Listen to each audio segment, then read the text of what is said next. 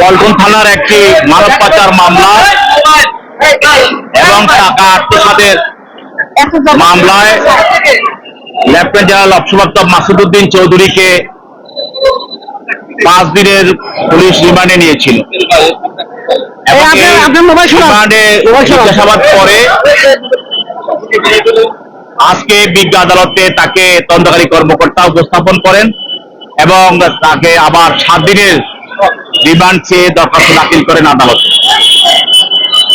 তদন্তকারী কর্মকর্তা 7 দিনের রিমান্ডের পক্ষে তার যে বক্তব্য সেটা হলো যে তাকে জিজ্ঞাসাবাদ করার পরে এই মামলার বিষয়ে অনেক তথ্য উপাত্ত উদ্ঘাটন করা হয়েছে এবং আরো কিছু তথ্য তার থেকে জিজ্ঞাসাবাদ করা প্রয়োজন।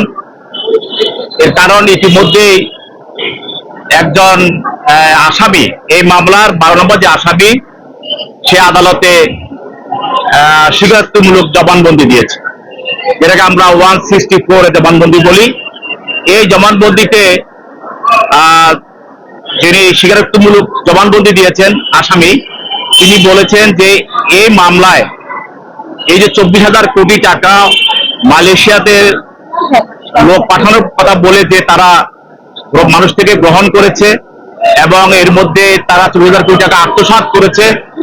এই বিশাল অঙ্কের টাকার পিছনে, এই লেনদেনের পিছনে যে সিন্ডিকেটটা ছিল, তাদের এই সিন্ডিকেটের মূল পিছনে কাজ করেছে বা এটার সঙ্গে তারা সম্পৃক্ত হয়ে কাজ করেছে যে ফ্যাসিস্ট হাসিনার বোন শেখ রেহেনা এবং তার ছেলে জয়, সজীব ওয়াজেদ জয়, এবং আরো বাংলাদেশের আরো ধরেন বিখ্যাত কয়েকজন ফ্যাসিস্ট হাসিনার সহযোগী রিক্রুটিং এজেন্সির মালিক নূর আলী, তারপরে লোটাস কামাল, এছাড়া নিজামুদ্দিন হাজারি, তারাও উল্লেখযোগ্য এটার সঙ্গে জড়িত ছিল।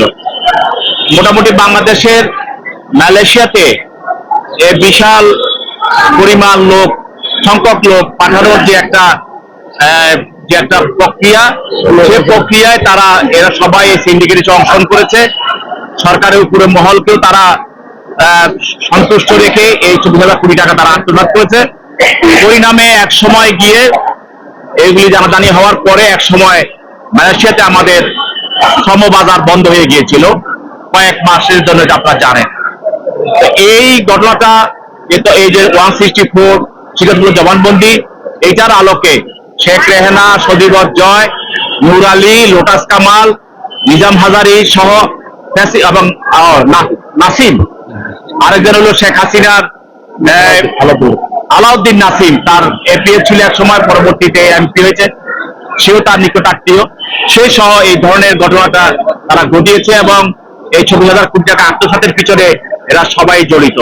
অতএব তাদেরকে আরো বিশদভাবে তাকে জিজ্ঞাসা করার জন্য 7 দিনের রিমান্ড প্রার্থনা করেন। তার পক্ষে তার আইনজীবীরা ছিল, আইনজীবীরাও বক্তব্য রাখেন। উভয়ের বক্তব্য শোনার পর বিজ্ঞ আদালত 6 দিনের রিমান্ড মঞ্জুর করে তাকে অধিকতর জিজ্ঞাসাবাদ করার জন্য তদন্তকারী কর্মকর্তার কাছে ন্যস্ত করেন। এই মানব পাচারের পাশাপাশি